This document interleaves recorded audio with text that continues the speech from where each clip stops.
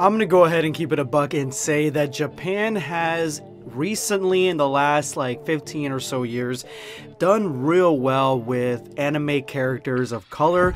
They have given us Yoriichi, Tosen, Killer Bee, Hillik Rung, Francesca, even going further back, Jet Black, but at the same time we even have Oob from Dragon Ball, and that's further back than 15 years, so they've done very well giving us anime characters of color. And as somebody who is of color as myself, I appreciate when Japan does it right, because I acknowledge when they do it so wrong.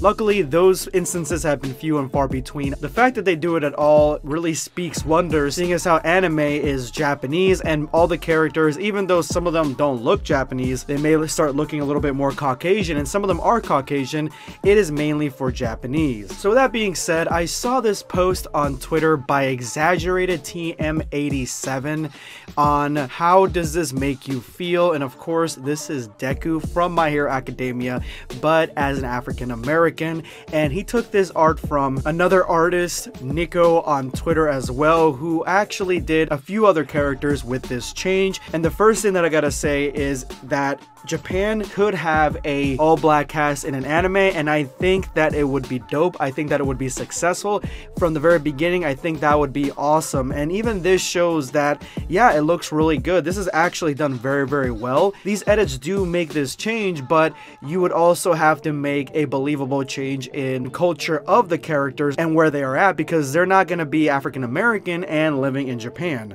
So I think these look actually really good, and it gives me promise for a show that has a black lead and has black characters in it that is an anime.